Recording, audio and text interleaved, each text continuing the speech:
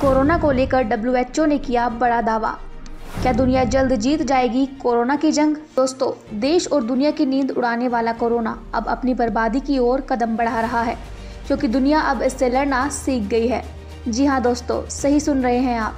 दरअसल कोरोना की पहली और दूसरी लहर ने पूरी दुनिया को मानो अंधेरे भरे कुएं में धकेल दिया था, जहां से निकल पाना बहुत मुश्किल था। लेकिन दुनिया के महान वैज्ञानिकों ने जैसे तैसे करके कोरोना वायरस से बचने का तरीका ढूंढ निकाला, जिसके फलस्वरूप आज लोगों को कोरोना से बचने के लिए वैक्सीन दी जा रही है। लेकिन इन सब के बीच कोरोना को लेकर लोगों का हमेशा से एक ही सवाल रहा है कि क्या कोरोना कभी खत्म होगा या नहीं? क्या दुनिया कभी कोरोना मुक्त हो सकेगी? दोस्तों, इन सब चीज़ों को लेकर डब्ल्यूएचओ ने एक बड़ा खुलासा किया है, जिसे जानकर आप भी चौंक जाएंगे। कहने को तो दुनिया अब कोरोना से लड़कर जीना सीख गई है, लेकिन सवाल ये भी उठता है कि क्या ओमिक्रॉन इस वायरस का आखिरी वेरिएंट है, और क्या भविष्य में दोबारा ऐसी बीमारी का सामना हमें करना पड़ सकता है या नहीं? साथ ही सवाल ये भी उठता है कि अभी किन किन देशों में कोरोना की पाबंदियों को हटा दिया गया है। आज आपके इन तमाम सवालों का जवाब आज हम इस वीडियो में जानने की कोशिश करेंगे, लिहाजा वीडियो को एंड तक जरूर देखें। क्या कोरोना से जंग जीत जाएगा यूरोप? गर्मी के मौसम में कम होगा कोरोना वायरस। दुनिया में ज्यादातर देशों ने हटाए कोरोना के प्रतिबंध। दोस्तों, विश्व स्वास्थ्य संगठन के यूरोप कार्यालय के डायरेक्टर ने गुरुवार को बड़ी खुशखबरी देते हुए कहा है कि यूरोप अब कोरोना महामारी के खिलाफ निर्णायक जंग जीतने के करीब पहुंच रहा है और यूरोपीय देश अब कोविड महामारी के खिलाफ एक प्रशंसनीय अंत की तरफ प्रवेश कर रहे हैं और कोरोना वायरस से होने वाली मौतों का ग्राफ भी अब काफ़ी कम हो रहा है।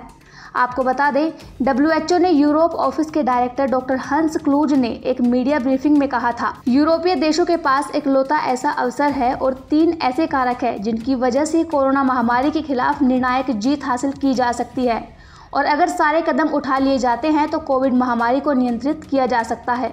उन्होंने कहा, पहला कारक है वैक्सीनेशन की वजह से या लोगों के कोरोना संक्रमित होने की वजह से काफ़ी ज़्यादा लोगों में इम्यूनिटी आना।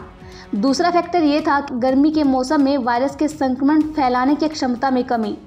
तीसरा फैक्टर ये है कि ओमिक्रॉन वेरिएंट की वजह से लोगों का कम गंभीर बीमार होना। उन्होंने ये भी कहा कि अभी जो मौका हाथ आया है उसे एक तरह से कोविड संक्रमण के खिलाफ युद्ध विराम माना जाना चाहिए और तेज़ी से इस वायरस को पूरी तरह से नियंत्रित कर लेना चाहिए। दोस्तों, आपको बता दें, यूरोपीय देशों में आने वाले हफ्तों में सर्दी कम होने वाली है और धीरे धीरे गर्मी का मौसम भी शुरू होने वाला है। यूरोप के ज़्यादातर हिस्सों में आने वाले हफ्तों में सर्दी कम हो जाती है। ऐसे में डब्ल्यूएचओ ने यूरोप के डायरेक्टर डॉक्टर क्लूज कहते हैं, आने वाले कुछ महीनों में हमें कोविड महामारी से ब्रेक मिल सकता है। लंबी अवधि के दौरान कोविड महामारी का फिर से प्रसार देखने की संभावना काफ़ी कम नजर आ रही है, क्योंकि काफ़ी बड़ी आबादी में कोविड महामारी के खिलाफ प्रतिरक्षा आ गई है। डॉक्टर क्लूज ने कहा, यहाँ तक कि अगर एक वेरिएंट भी सामने आता है तो उसका प्रभाव यूरोपीय देशों पर कम होगा, लेकिन उसके लिए ज़रूरी शर्त यह है कि युद्ध विराम के समय हम काफ़ी तेज़ी के साथ टीकाकरण को आगे बढ़ाएं। दोस्तों, इसके अलावा ब्रिटेन और डेनमार्क सहित पूरे यूरोप के कई देशों ने अपने लगभग सभी कोरोना वायरस के प्रतिबंधों को हटा दिया है।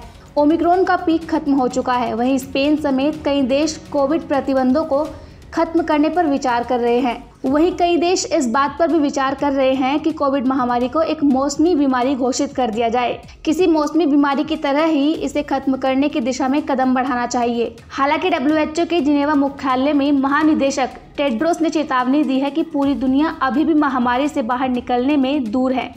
टेड्रोस ने मंगलवार को कहा, हम चिंतित हैं कि कुछ देशों में ऐसा सोच लिया गया है कि ओमिक्रॉन कमज़ोर है, लिहाजा उसके खिलाफ सावधान होने की ज़रूरत है। लेकिन सच्चाई ये है कि कुछ भी हो सकता है। दोस्तों, एक तरफ जहां डब्ल्यूएचओ के यूरोपीय देशों के डायरेक्टर ने यूरोपीय देशों की जीत की करीब बताई है, वहीं डब्ल्यूएचओ के महानिदेशक ने कहा, हाई वैक्सीनेशन करने के बाद देशों को कोविड के खिलाफ राजनीतिक दबावों के आगे झुकना चाहिए, प्रतिबंधों में रहना चाहिए और कोरोना वायरस को लेकर जितने भी उपाय हैं उन्हें आजमाते रहना चाहिए। वहीं डॉक्टर क्लूज ने कहा कि पिछले सप्ताह डब्ल्यूएचओ के यूरोपीय क्षेत्र में 1 करोड़ 20 लाख नए कोरोना वायरस मरीज मिले थे, लेकिन इतने मरीज मिलने के बाद भी अस्पतालों में मरीजों की संख्या कोई खास इजाफा नहीं देखा गया। इसी के साथ अब डेनमार्क में भी कोविड के प्रतिबंधों को खत्म करने का फैसला किया गया है। वहां के अधिकारियों ने कहा है कि देश में ओमिक्रॉन के मामलों में तेजी से वृद्धि हो रही है, लेकिन देश के अस्पतालों पर ज़्यादा बोझ नहीं पड़ रहा और डेनमार्क में टीकाकरण भी काफ़ी तेज़ी के साथ किया गया है। लिहाजा डेनमार्क के प्रधानमंत्री मेटे फ्रेडरिक्सन ने डेनिस रेडियो से कहा था कि अभी ये कहना जल्दबाजी होगी कि कोविड प्रतिबंधों को खत्म करने के बाद क्या मामले आगे बढ़ेंगे या फिर प्रतिबंधों को लगाने की नौबत नहीं आएगी। वहीं पिछले हफ्ते इंग्लैंड ने भी लगभग सभी घरेलू प्रतिबंधों को खत्म कर दिया है और अब पूरे देश में कहीं भी मास्क लगाना अनिवार्य नहीं है। वहीं ब्रिटेन में भी अब कहीं जाने के लिए वैक्सीन पास की ज़रूरत नहीं है।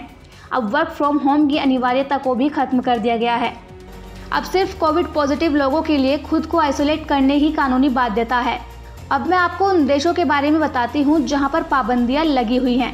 दोस्तों, अभी भी कई ऐसे देश हैं जहाँ पर कोविड प्रतिबंध लागू हैं। ऑस्ट्रेलिया में अभी भी वैक्सीन की अनिवार्यता है। ग्रीस में 60 साल की उम्र से ज़्यादा के लोगों के लिए वैक्सीन नहीं लेने पर जुर्माने का प्रावधान किया गया है। इस बीच जर्मनी के राजनेताओं ने राष्ट्रीय टीकाकरण जनादेश लागू करने पर बहस शुरू कर दी है, जबकि डेनिश हेल्थ अथॉरिटी के प्रमुख सोरेन बोस्ट्रेन ने बताया उनका ध्यान संक्रमणों की संख्या की बजाय आईसीयू में भर्ती हुए लोगों की संख्या पर है। उन्होंने कहा, कोविड संक्रमितों की संख्या में अविश्वसनीय रूप से गिरावट आई है, लिहाजा अब सिर्फ देश के स्वास्थ्य अधिकारियों के लिए ही फेस मास्क के लिए अनिवार्यता है।